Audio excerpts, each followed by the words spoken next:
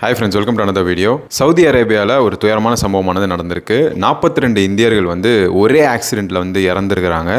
இஸ்லாமிய நண்பர்கள் Mecca Medina அவங்க இறப்புக்குள்ளே போயிடணும் அப்படிங்கிறது தான் அவங்களுடைய லைஃப் டைம் கோலாக இருக்கும் இல்லையா. தெலுங்கானா ஹைதராபாத்தை சேர்ந்த 45 இந்தியர்கள் பார்த்தீங்கன்னா சவுதி அரேபியாவுக்கு ஒரு புனித யாத்திரைக்காக போயிருக்காங்க.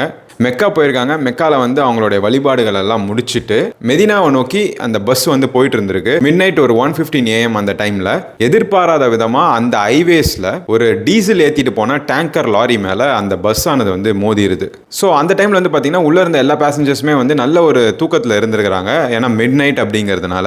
அதனால் அந்த பஸ் அந்த டேங்கர் லாரியில் கொலைடான அந்த டைமில் யாராலையுமே சுதாரிச்சுட்டு எஸ்கேப் ஆக முடியல. சடனாக என்ன ஆயிருக்குன்னு பார்த்தீங்கன்னா அந்த பஸ் ஃபுல்லாகவே ஃபயர் பரவ ஆரம்பிச்சு எல்லாருமே துடித்து இறந்து போயிருக்காங்க.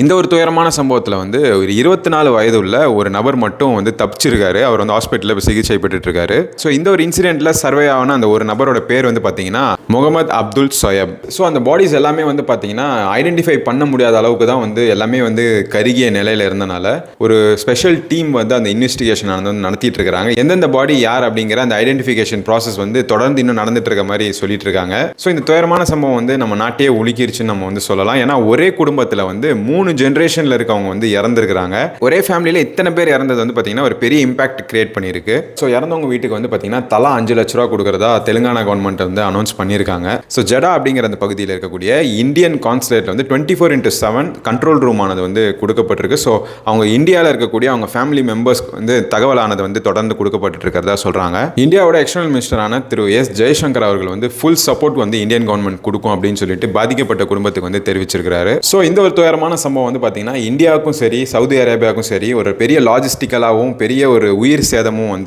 ஏற்படுத்தி இருக்குன்னு நம்ம சொல்லலாம். சோ இந்த மாதிரி லாங் டிஸ்டன்ஸ் டிராவல், அதுவும் ஒரு கண்ட்ரோல்டான ஒரு என்விரான்மெண்ட், அதாவது சவுதி அரேபியானா எவ்வளவு ஸ்ட்ரிக்டா இருப்பாங்க, அந்த ரூல்ஸ் எல்லாம் ஃபாலோ பண்ணுவாங்க, டிராஃபிக்கா இருக்கட்டும், ரோட் சேஃப்டியா இருக்கட்டும், எல்லாமே சோ அந்த மாதிரி ஒரு பகுதியில் இந்த ஒரு துயரமான சம்பவம் நடந்திருக்கு அப்படிங்கிறது எல்லார் மனசுலயும் ஒரு பயத்தையே உண்டாக்கி இருக்குன்னு நம்ம சொல்லலாம். சோ இறந்து போன எல்லாருக்கும் நம்ம ஆழ்ந்த இரங்கலை தெரிவிச்சுக்கலாம். சோ இந்த துயரமான சம்பவத்தை பத்தி நீங்க என்ன நினைக்கிறீங்கன்ற உங்க கருத்தையுமே கமெண்ட் செக்ஷன்ல பதிவு பண்ணுங்க. நிறைய கான்டென்ட்ஸ் நம்ம சேனல்ல இருக்கு. So subscribe to Pulse Up and follow our official Instagram page Pulse Up Official. I'll see you guys in the next video. Bye.